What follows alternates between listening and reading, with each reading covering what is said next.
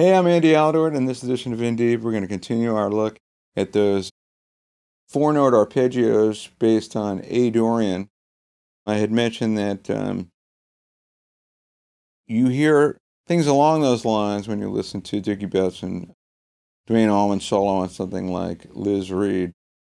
So let's first put down a rhythm part, and then I'm going to use those arpeggiated forms that I showed last month in different permutations, within the context of a solo, so you can see just some cool ways to use them in your own solos. All right, so the main rhythm part goes like this.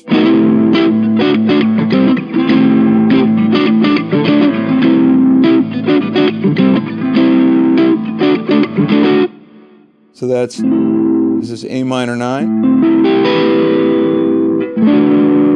And then like B minor over A minor. But you could also think of this as D6 over A. I mean, you could think of this as C major 7 too. But of course the tonality, the tonal center is A. So A minor 9.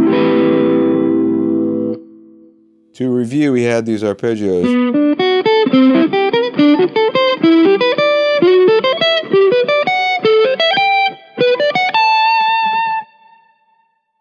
And then we played them descending as well. So if we were to play that over the rhythm part, it would sound like this.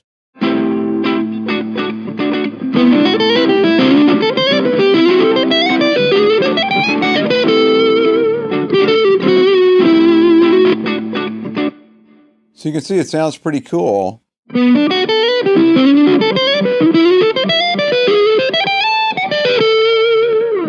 Let's try it in the inverse, going down.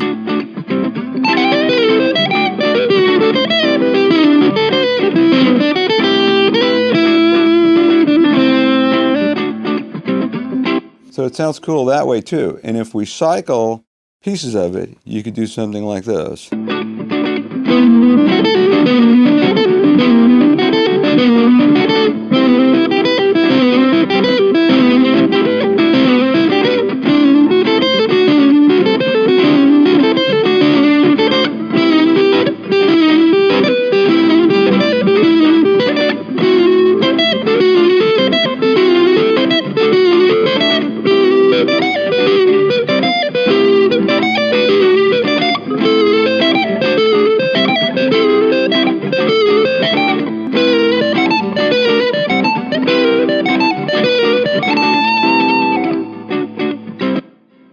All right, for this last example, I'm just going to take those shapes, and I don't know what I'm going to do. I'm going to just experiment and mess around with them in different ways, just to give an example of, this is pretty regimented, the way I was using them.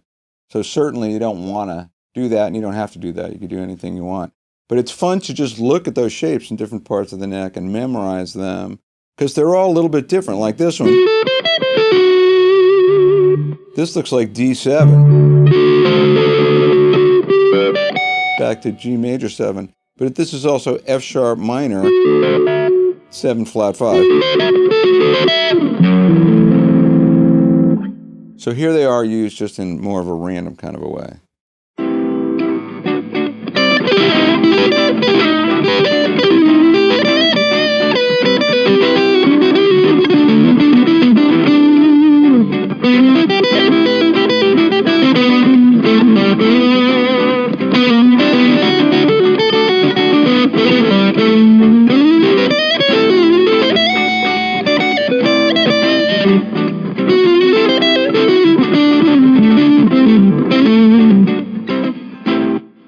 All right, so I started with this.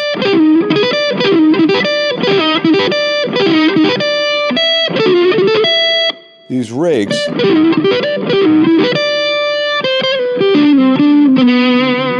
And then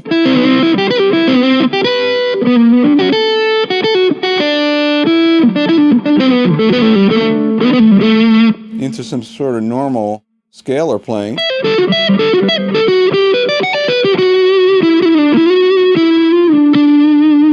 So a good thing to do is just play out of one of the shapes.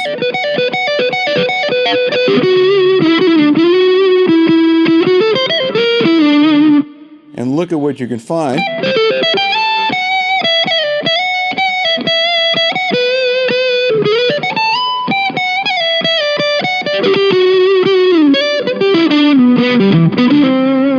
And then, of course, work your way across to other string groups.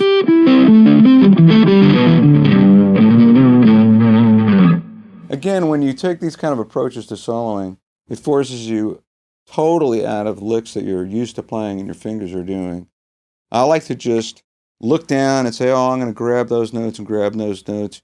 This is what's here. You know, I'll move to different parts of the fretboard and just say, oh, what's available to me in this position to play that is going to be correct within the diatonic to the note structure that I want to use.